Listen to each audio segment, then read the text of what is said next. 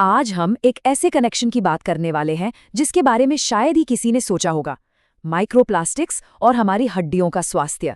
जी हाँ, एक बहुत ही छिपा हुआ लेकिन बेहद चिंताजनक कनेक्शन। क्या प्लास्टिक हमारी हड्डियों को अंदर से खोखला कर रहा है? सुनने में ये सवाल थोड़ा अजीब लग सकता है ना? लेकिन जो नई वैज्ञानिक खोजें सामने आ रही हैं, वो हमें इस पर गंभीरता से सोचने को मजबूर कर रही हैं। तो चलिए समझते हैं कि आखिर ये पूरा मामला है क्या। तो ये जो अदृश्य हमला है, इससे होने वाले नुकसान को समझने से पहले ये जानना सबसे जरूरी है कि आखिर ये खतरा हमारे शरीर में घुसता कैसे है। अच्छा, तो माइक्रोप्लास्टिक्स हैं क्या? देखिए, हम रोजमर्रा की जिंदगी में प्लास्टिक की बोतलें, बैग्स और न जाने कितनी चीजें इस्तेमाल करते हैं। जब ये टूटती हैं तो ये बहुत ही छोटे कणों में बिखर जाती हैं। इतने छोटे कि हम उन्हें देख भी नहीं सकते। बस इन्हीं अदृश्य कणों को माइक्रोप्लास्टिक कहते हैं। और सबसे बड़ी बात ये है कि ये हमारे शरीर पर हमला कैसे करते हैं। हम जो हवा में सांस ले रहे हैं उसके जरिए, जो पानी पी रहे हैं उसके जरिए और जो खाना खा रहे हैं उसके जरिए भी। मतलब ये इतनी आसानी से हमारे अंदर पहुंच जाते हैं कि इनसे बचना लगभग नामुमकिन सा लगता है। तो अब सवाल ये उठता है कि जब ये कण शरीर के अंदर पहुंच गए तो आगे क्या होता है? क्या ये बस शरीर से बाहर निकल जाते हैं? चलिए इनकी इस अंदरूनी यात्रा पर एक नजर डालते हैं। और यहीं पर बात सबसे ज्यादा डरावनी हो जाती है। ये कण बस गुजरते नहीं हैं, ये शरीर से बाहर नहीं निकलते, बल्कि हमारे अंदरूनी अंगों में जाकर जमना शुरू हो जाते हैं। सोचिए, एक तरह से हमारे शरीर में ही अपना घर बना लेते हैं। और साइंटिस्ट ने जो पता लगाया है वो वाकई होश उड़ाने वाला है। इन माइक्रोप्लास्टिक्स की मौजूदगी हमारे खून में, हमारे दिमाग में, यहाँ तक कि माँ के गर्भ में, प्लेसेंटा में और हमारी हड्डियों तक में पाई गई है। मतलब शरीर के वो हिस्से जिन्हें हम सबसे महफूज समझते हैं, वहां भी ये पहुंच चुके हैं। तो अब आते हैं इस पूरी कहानी के सबसे अहम हिस्से पर, हड्डियों पर हमला। क्लिनिकल रिसर्च ने ये साफ कर दिया है कि ये सिर्फ हड्डियों में मौजूद नहीं है, बल्कि उन पर सीधा हमला कर रहे हैं। इसको समझने के लिए ब्राजील के वैज्ञानिकों की एक रिसर्च एक तरह से गेम चेंजर साबित हुई है।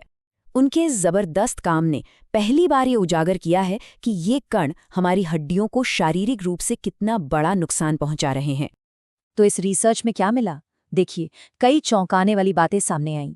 पहली, ये कण सीधे सीधे हमारी बोन सेल्स यानी हड्डी की कोशिकाओं को ही खत्म कर रहे हैं।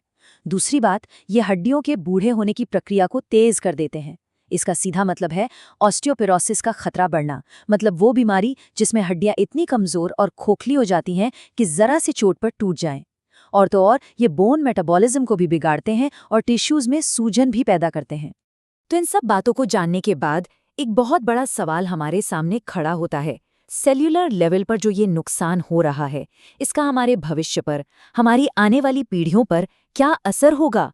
ये एक नाजुक भविष्य की तरफ इशारा है। क्योंकि देखिए, ये सिर्फ आज की बात नहीं है।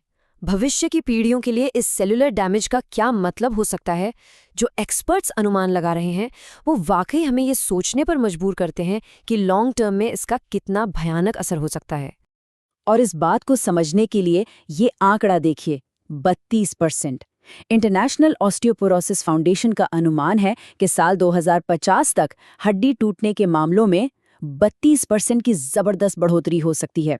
और इसके पीछे एक बहुत बड़ी वजह इसी माइक्रोप्लास्टिक प्रदूषण को माना जा रहा है। जरा सोचिए कितना बड़ा खतरा है ये। लेकिन हर चुनौती का एक जवाब होता है। और अच्छी खबर यह है कि दुनिया भर का साइंटिफिक कम्युनिटी इस खतरे से निपटने के लिए पूरी तरह से कमर कस चुका है। और इसमें भारत भी पीछे नहीं है। हमारे कई बड़े बड़े संस्थान इस पर काम कर रहे हैं।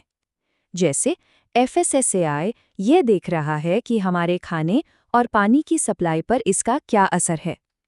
वहीं ICAR और CSIR समंदर और नदियों के इकोसिस्टम पर इसके प्रभाव को समझ रहे हैं। और सबसे मज़ेदार बात, बिट्स पिलानी जैसे टॉप इंस्टीट्यूट्स तो वेस्ट वाटर से इन नैनोप्लास्टिक्स को हटाने के लिए नई नई फिल्ट्रेशन टेक्नोलॉजीज पर काम कर रहे हैं। तो अंत में सवाल यही है, ये जो अदृश्य खतरा है, ये हमारे सामूहिक भविष्य को कैसे आकार देगा?